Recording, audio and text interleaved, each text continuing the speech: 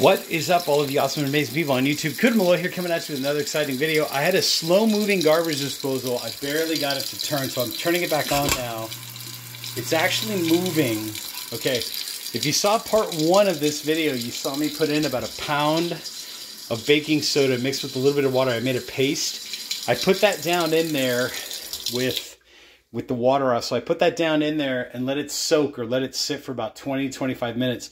That helps to break up the fat that's in there. I don't care how much you wipe your pans with paper towels or you dump out your oil in the trash, right? Or whatever you do. Like you could pour all the oil out of your pans before you wipe them with a paper towel and then stick them in there. You're still going to get fat, grease, and lard down into your garbage disposal. And that causes basically like a buildup of just sludge that's in there. So the baking soda helps to break apart some of that fat.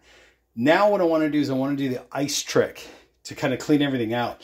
If your garbage disposal was slow moving, like thank God it's moving. I got it to move, right? And I used the tool and I went underneath, right? I did the whole turning of the thing and it actually freed it up a little bit. It's still stiff and that's just built up grease that's in there. So now what I want to do is, because I don't have an actual stopper thingamajiggy to stop this, what I'm going to do is I'm going to pour in the water and then immediately push in the ice while it's running. Right now it's off, so I'm going to turn it on, turn the water off. If you just put the ice in there on its own and then try to turn on the garbage disposal, sometimes it'll seize up on you and then you got to start the process all over again because you're just hardening the fat that's already in there. So the trick is, actually let me do this. I'm actually going to go one step above and put in even more baking soda.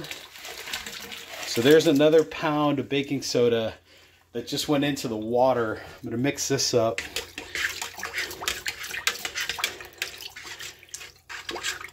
So I already got a pound in there. I'm putting in another pound because I want to hit this thing with everything I got, right? Hit it with everything you got all at once and hope for the best. Okay, so now what I'm going to do is I'm going to turn on, get everything ready. So I got my tool, right, in case I need to push the ice down in there.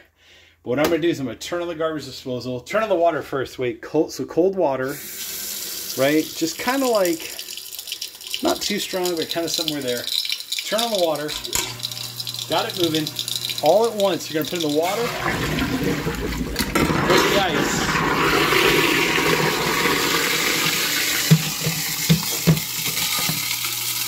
See what happens.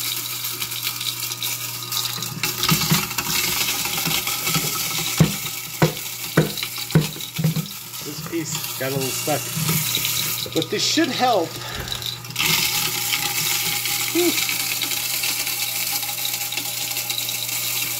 Now I can turn it on to full blast.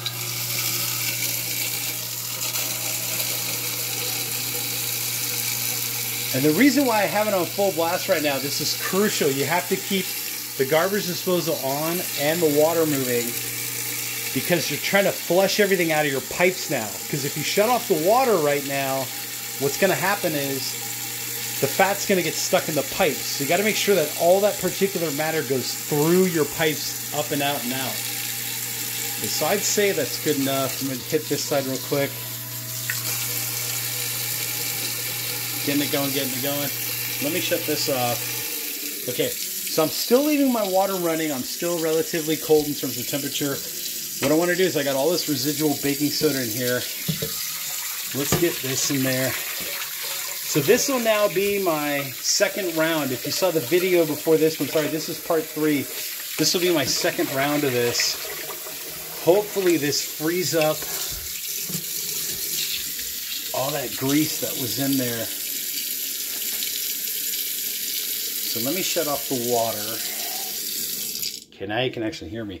So to recap this process, it was unlock or free up the garbage disposal with this tool, right? If you saw the previous video, you saw me do it. Went underneath, right? Turned in the direction of travel. It was very stiff. I kind of loosened it.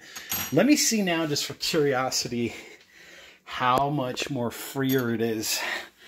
If it spins any freer. Okay, it's definitely spinning a lot more freer.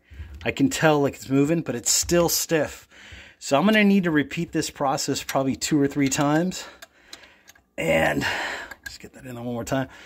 Yeah, it's spinning, but it's not as free as it could be.